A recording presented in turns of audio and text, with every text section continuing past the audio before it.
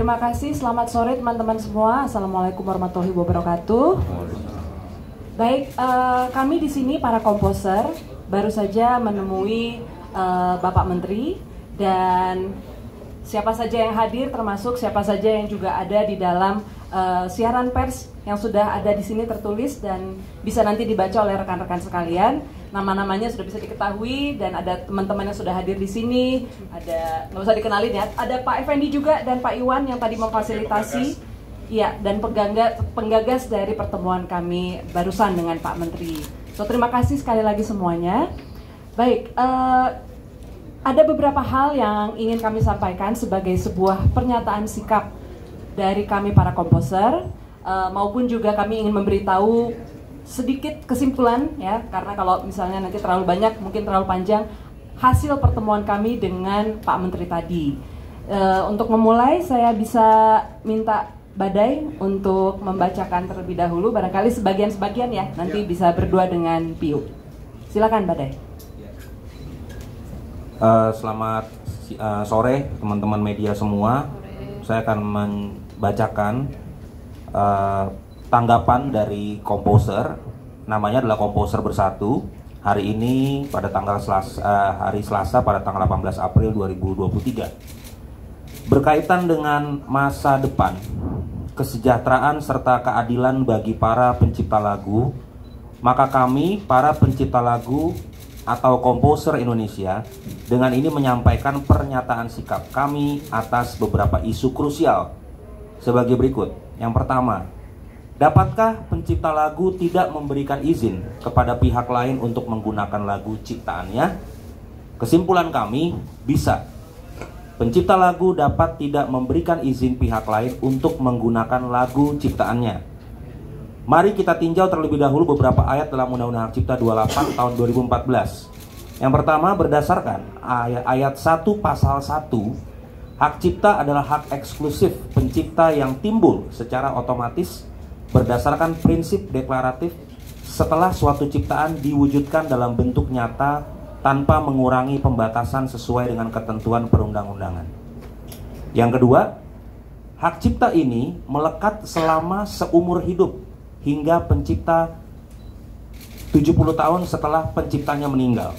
Jadi saya ulangi, hak cipta ini melekat selama seumur hidup pencipta hingga 70 tahun setelah penciptanya meninggal. Yang ketiga, hak eksklusif pencipta terdiri dari hak moral dan hak ekonomi. Terkait hak moral, seperti yang tertulis pada butir E ayat 1 pasal 5, pencipta dapat mempertahankan haknya bila terjadi distorsi, mutilasi ciptaan, modifikasi atas ciptaannya, atau hal yang bersifat merugikan kehormatan diri atau reputasinya. Sementara hak ekonomi, seperti yang tercantum di ayat 2 dan 3 pasal 9, yakni setiap orang yang melaksanakan hak ekonomi atas suatu karya wajib mendapatkan izin pencipta atau pemegang hak cipta.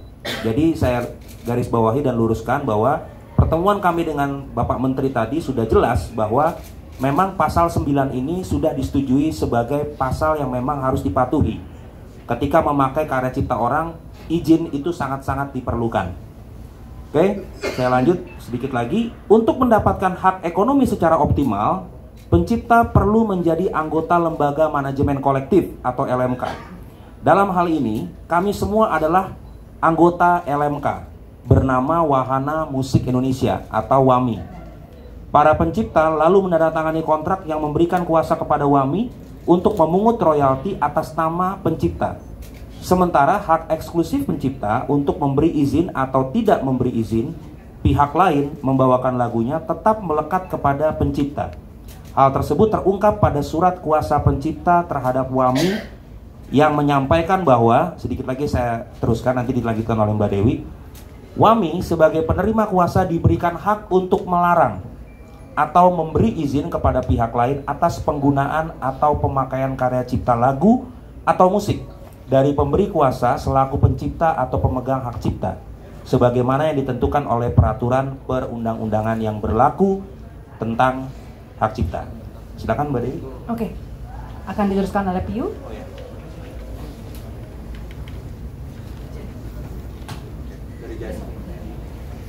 Yang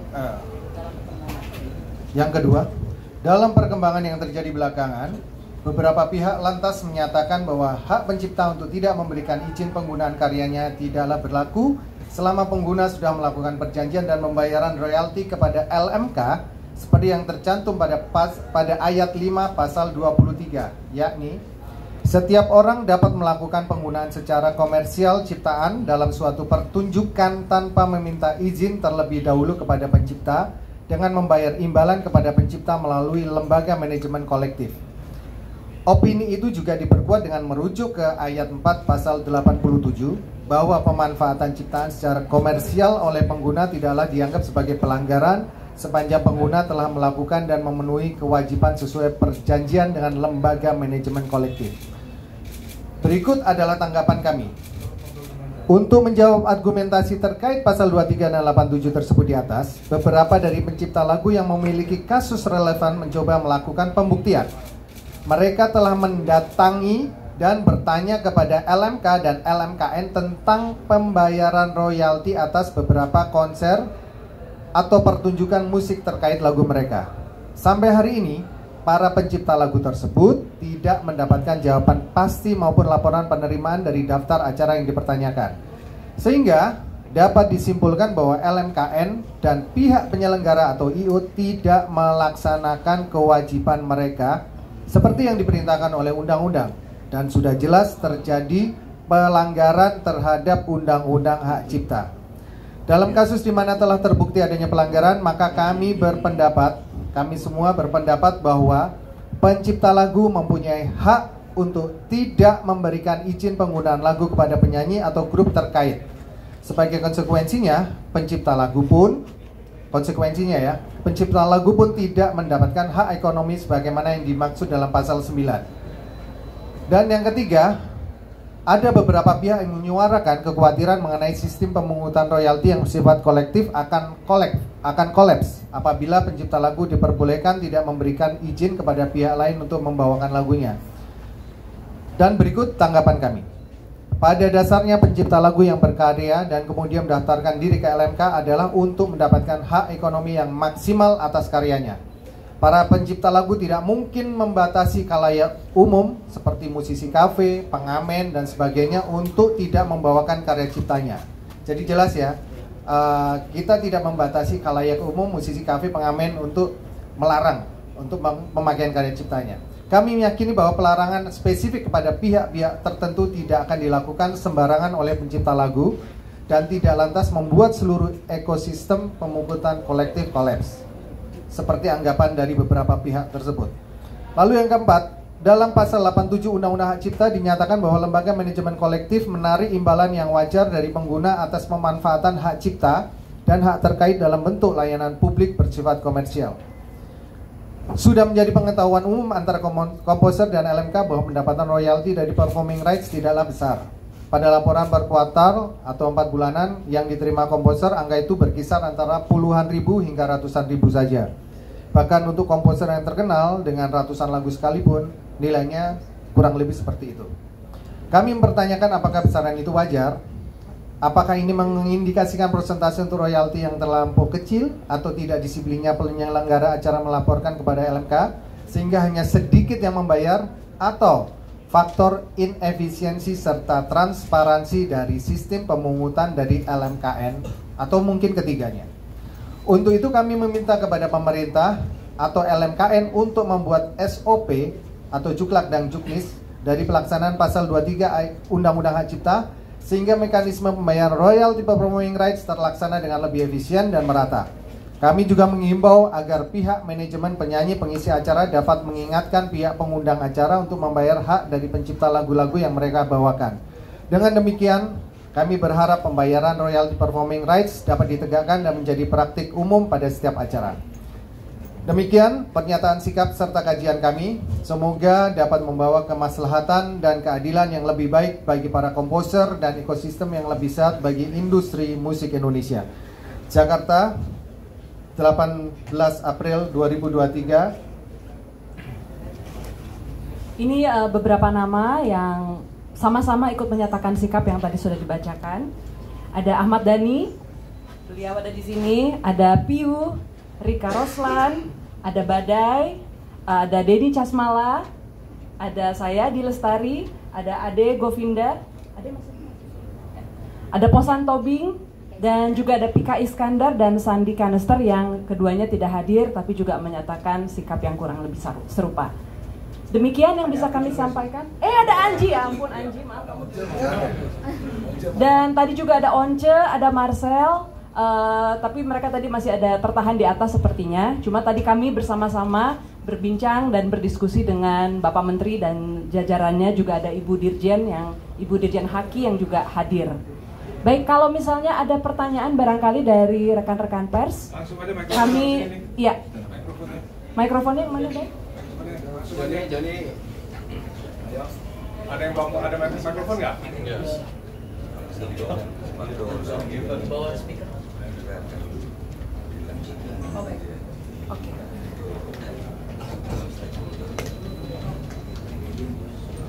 Ya, satu lagi yang ingin kami sampaikan tadi, kesimpulan dari pertemuan kami dengan Bapak Menteri, kira-kira kita akan melakukan semacam FGD ya, Forum Group Discussion, untuk membahas perihal Undang-Undang Hak Cipta maupun juga tata laksana dari pemungutan royalti yang akan mengundang para stakeholder, dan tentunya para pencipta lagu juga akan diundang di sana. Semoga itu juga akan menjadi satu realisasi yang betul-betul bisa mendorong sebuah perubahan ya, perubahan yang nyata gitu. Ada tambahan dari Dani mungkin?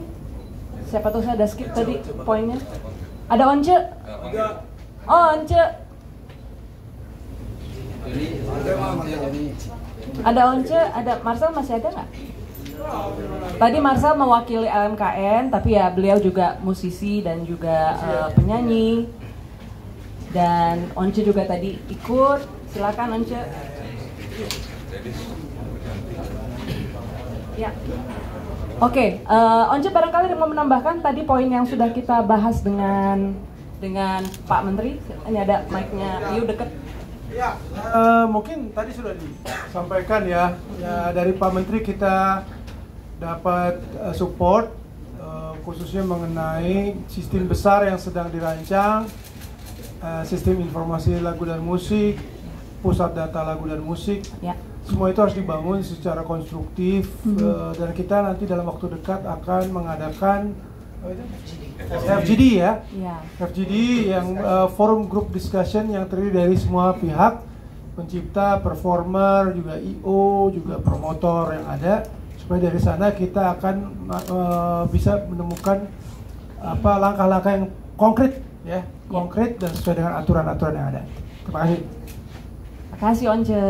Anji mau menambahkan Ji? Udah, oke, baik. Dani udah? Udah di sini. Jadi tadi Di Lestari terlalu cepat menyampaikan soal FGD. Kenapa ada FGD? Karena tadi Pak Menteri tidak perlu kita berbusa-busa bicara ya. Begitu Pak Menteri membaca undang-undang, memang ada undang-undang yang saling bertabrakan satu sama lain. Fokus tadi kepada undang-undang pasal 9. Undang-undang 8 nomor 2014. Pasal 9. Pasal 23. Nah itu paling susah saya ngapalin. Coba Undang-Undang Hak Cipta nomor 28 tahun 2014. Ya Pasal 9. Itu adalah undang-undang yang lebih supreme. Undang-undang yang lebih supreme sehingga semua user, semua pengguna, penyanyi itu sebelum menyanyikannya di panggung itu harus minta izin. Itu adalah undang-undang yang lebih supreme daripada undang-undang pasal 23. Ya, begitu kira-kira. Maka dari itu FGD tadi itu untuk mengantisipasi bagaimana caranya supaya nanti 2 minggu kemudian semua peristiwa pertunjukan musik itu tidak ada bentrokan. Jadi saya alhamdulillah tadi Pak Menteri tidak perlu kita jelaskan macam-macam. Mungkin karena Pak Menteri udah profesor ya, jadi begitu baca undang-undang dia paham bahwa pasal 9 itu adalah undang-undang yang lebih supreme daripada undang-undang yang lain gitu. Ya, jadi pasal itu dianggap dapat menjadi proteksi yang sudah sangat kuat terhadap pencipta lagu gitu ya. Oke, dari rekan-rekan ada pertanyaan? Kita mungkin nggak bisa terlalu banyak, tapi kita akan coba tampung dan nanti kita jawab sebaik mungkin ya. Boleh langsung aja? Sore. Sore. Saya Julia dari CNN. Dari CNN ya. Tanya, tadi kan dijelaskan ada pasal yang bertabrakan Yes, di dalam yes. undang cipta. Iya. Itu apakah dari komposer bersatu ini bakal mengajukan judicial review karena itu kan undang-undang ya? Betul. Langkah kedepannya tuh bagaimana selain FGD ini? Apa ada rencana untuk mengajukan judicial review? Tadi sih nggak sampai ke arah situ, Mbak. Tadi nggak sampai ke arah situ. Pak Menteri akan membuat sebuah permen yang lebih bisa supaya komunitas ekosistem daripada entertainment ini supaya segera berjalan dengan fondasi hukum yang kuat. Maka dari itu dibuatlah FGD. FGD menuju kepada permen. Nanti undang-undang nanti direvisi di tahun 2024 itu lain lagi cerita. Karena Pak Menteri bilang undang-undang ini tidak mungkin direvisi di tahun politik saat ini. Iya. Gitu. Tadi pembicaranya seperti itu. Kalau 2024 itu mungkin lebih masuk akal. Tapi daripada menunggu 2024, Pak Menteri punya saran yang bagus, yaitu adalah melalui permen nanti. Permennya berikutnya nanti seperti apa nanti kita akan melakukan forum diskusi 2 minggu setelah Lebaran sampai selesai. Terima kasih. Ada lagi? Ya, silakan Mas. Saya Leo dari TV One mau nanya terkait dengan keempat poin dari komposer bersatu ini, bagaimana respon dari menteri terkait yang memang menangani atau yang bagaimana respon dari kementerian terkait. Kemudian tadi ada juga poin yang keberapa yang tentang pemberian izin kepada mereka yang mengisi penyanyi kafe dan lain-lain. Nah, bagaimana bagi mereka yang memang konten kreator musik, dimana itu kan kita tahu juga itu memberikan insight juga kepada pencipta lagu, di mana mereka mengemas kemudian membantu mempromosikan dan kemudian mereka punya platform sehingga itu memberikan insight timbal balik antara pencipta lagu dan juga si konten kreator. Apakah itu akan ada masuk ke dalam undang-undang yang akan disampaikan nantinya kepada menteri terkait? Ya, baik, terima kasih. Ini saya akan jawab cepat dulu yang paling akhir. Kalau konten kreator itu memang karena dia sudah masuk ke ranah digital. Kalau ranah digitalisasi itu sudah ada sistem yang sudah sangat bisa dibilang cukup mumpuni ya, sehingga semuanya sudah transparan dan sistemnya sudah berjalan dengan baik. Jadi memang fokus kami tadi lebih kepada performing rights ketika lagu tersebut dibawakan ke dalam pertunjukan atau konser gitu. Jadi memang tidak membahas digitalisasi. Tapi yang kami harapkan adalah adanya sistem digitalisasi yang mampu nanti kemudian mendata semua konser, pertunjukan, sehingga kita bisa mendapatkan transparansi yang kurang lebih sama dengan apa yang sudah kami nikmati sekarang lewat konten-konten digital gitu. Mungkin Pio mau menambahkan? Ya, tadi mungkin saya juga mau tambahkan bahwa kenapa kita tidak harus langsung ke judicial review, karena itu prosesnya sangat panjang ya. Betul. Sangat panjang dan itu butuh proses, dan itu kalau untuk yang di legislatif pasti harus melalui prolegnas. Jadi itu prosesnya panjang sekali dan yang antri untuk dilegalisasi atau untuk dibuat undang-undang ini juga banyak sekali. Sehingga kalau menurut Pak Menteri yang lebih simpel, yang lebih cepat adalah nanti kita melakukan FGD, terus lalu nanti akan merujuk kepada permen. Itu akan lebih efektif dan akan lebih langsung mengena pada ekosistem kita saat sekarang ini. Ya. Tadi kalau saya tambahkan juga untuk yang penyanyi kafe ya, benar-benar penyanyi kafe, pengamen atau segala macam, kita tidak ada hubungannya dengan ini. Kita lebih kepada spesifik pada penyanyi yang pengguna, penyanyi yang profesional. Untuk kedepannya, kira-kira dari kementerian yang terkait, apakah sudah akan bisa memastikan kapan nantinya akan bisa kemudian FGD itu akan tadi kita 2 minggu setelah Lebaran. Ya. Oke, ada lagi? Ada. Harapannya apa? Harapannya, Badai mungkin mau menambahkan atau Rika? Oke. Jadi sebenarnya ini adalah upaya perjuangan kami dari pencipta lagu untuk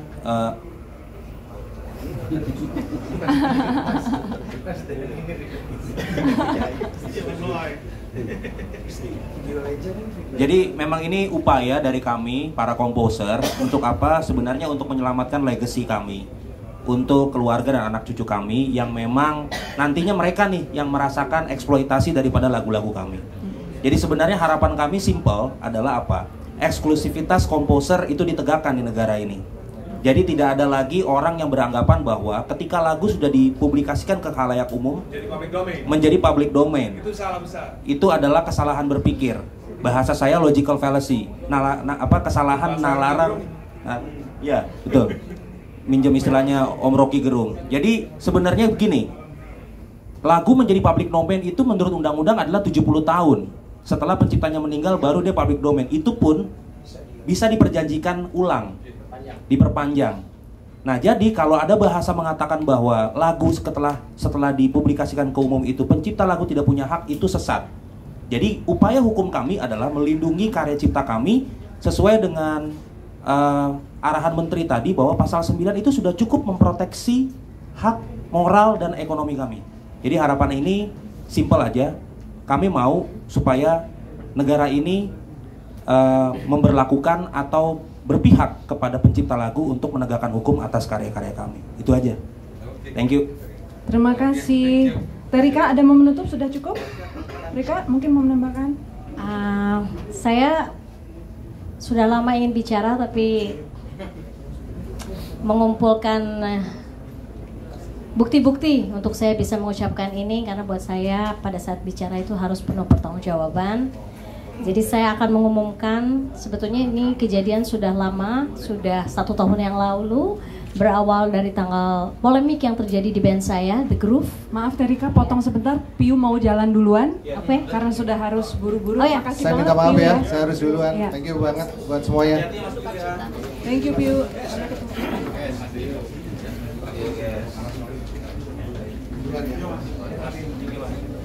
Bang Effendi, thank you Bang Effendi. Bang, makasih Bang. Profesor Mulus. Salam seger Pak. Oke, boleh Baik. diteruskan? Kembali saya tarik lagi bahwa pada tanggal 23 bulan Maret di tahun yang lalu terjadi satu polemik yang sudah tidak bisa lagi didiskusikan. Perbincangan ini sebetulnya sudah lama bahwa saya kurang cocok dengan manajemen dari The Groove. Saya merasa saya harus bersikap tegas untuk mengajukan 2 pilihan kepada teman-teman karena polemik tidak cocok ini sudah lama. Apakah tetap akan mempertahankan manajemen yang ada atau mempertahankan founder dan penulis lagu yang memang sudah bersama-sama dari tahun 96, Rika Ruslan. Dan jawabannya adalah teman-teman tidak menemukan ketidakcocokan dengan pihak manajemen, jadi manajemen dipertahankan. Jadi saya sendiri yang tidak cocok. Dengan bijak karena saya perempuan sendiri dan saya juga pendiri The Groove ya, bukan backing vokal, dan saya juga penulis lagu di situ. Saya tidak mau band saya mati dan tidak bisa berkarya. Saya sadar karena 2004 saya sudah dikeluarkan oleh band itu 1 kali. Baca mungkin dibuka lagi 2004 atau 2005 lah ya. 2004 ujung 2005 saya sudah tidak bersama band itu, dikeluarkan sepihak oleh band. Saya membantu lagi hanya featuring. Saya bilang ini kejadian sudah terjadi sekali, saya tidak akan gegabah memutuskan. Saya mengajukan 1 option karena memang saya tidak cocoknya dengan manajemen, bukan dengan teman-teman. Bagaimana kalau kita tetap jalan featuring karena saya memang sudah dikeluarkan. Kita 1 panggung tapi beda manajemen. The Groove dengan manajemennya yang menurut mereka sudah bagus sekali. Saya dengan manajemen pribadi saya yang memang sudah menaungi saya selama saya dikeluarkan dari The Groove. Akhirnya ada 5 kota yang kita jalani dengan 2 manajemen. Kenapa saya pilih 2 manajemen? Supaya kita bisa berpikir jernih. Biasanya kalau kita ada persoalan kita harus berjarak dulu ya supaya bisa berpikir jernih. 5 kota sudah dilalui dan baik-baik saja, IO happy. Tapi kemudian pada bulan November terjadi hal yang sangat menyinggung saya. Ada pernyataan dari manajemen The Groove kepada IO yang menyatakan bahwa The Groove tidak bisa 1 panggung lagi dengan saya, Rika Ruslan, sebagai pendiri dan pencipta lagu sah di The Groove. Pernyataan ini tanpa pemberitahuan sebelumnya kepada saya atau pihak manajemen saya dan membuat saya sedih sekali dan sangat tidak profesional. Karena sebelumnya sepakatnya adalah kami masih bisa satu panggung tapi beda manajemen agar kita bisa berpikir jernih. Tetapi surat yang dilayangkan kepada IO ini membuat saya sangat terpukul dan ini sudah 2 kali terjadi pada diri saya. Oleh karena itu, pada tanggal 13 Desember 2022 saya melayangkan surat resmi kepada The Groove dan WAMI, badan kolektif nasional yang ditunjuk, yang menyatakan bahwa saya melarang The Groove untuk membawakan lagu ciptaan saya. Itu terjadi 13 Desember 2022 sebelum kasus Mas Dhani terungkap ya. Ini adalah sebagai konsekuensi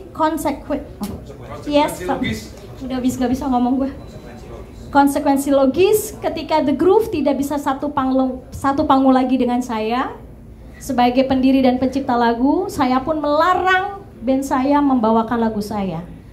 Begitu ya, jadi mudah-mudahan apa yang terjadi di media bisa menyikapi dengan bijaksana.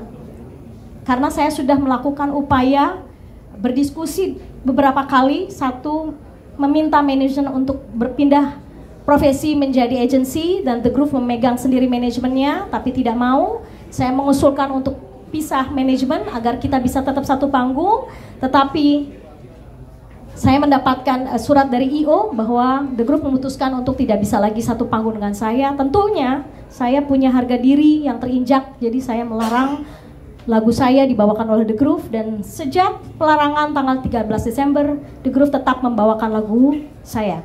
Jadi akhirnya saya bersama teman-teman bersama-sama hari ini untuk mempertanyakan dengan tegas tentang hak eksklusif sebuah lagu yang memang saya tulis sendiri dan saya penuh cinta menyiarkannya kepada teman-teman. Tapi ini khusus untuk The Groove ya. Untuk teman-teman kafe, untuk penyanyi-penyanyi yang saya cintai, silahkan pakai lagu saya, silahkan pergunakan sebaik-baiknya. Saya senang lagu saya dibawakan, silahkan berhubungan dengan LMK untuk izin-izinnya. Ayo kita bergandeng tangan dan saling menghormati hak-hak moral kita agar kita bisa selaras dalam kehidupan ini. Itu yang saya umumkan, mudah-mudahan semua tidak memotong pemberitaan dan semuanya beritanya sesuai dengan apa yang saya umumkan. Terima kasih, selamat sore. Baik, terima kasih Terika.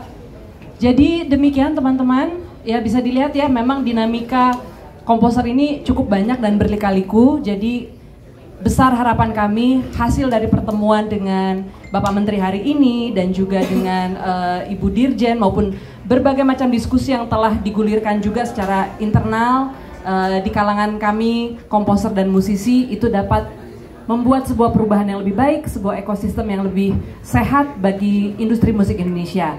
Terima kasih untuk kedatangan teman-teman semuanya. Oh baik, sedikit penambahan.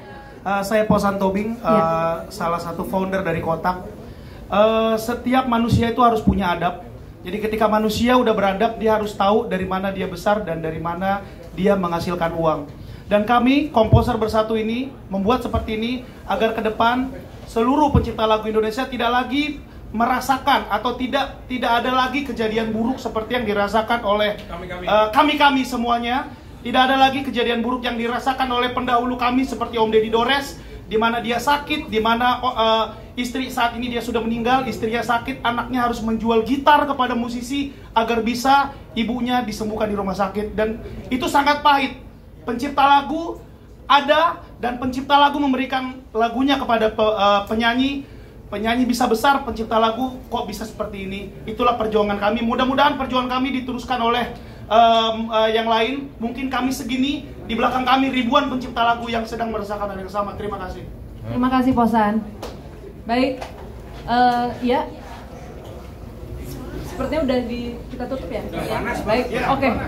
Nanti mungkin kalau misalnya ada yang mau diteruskan, kalau ada yang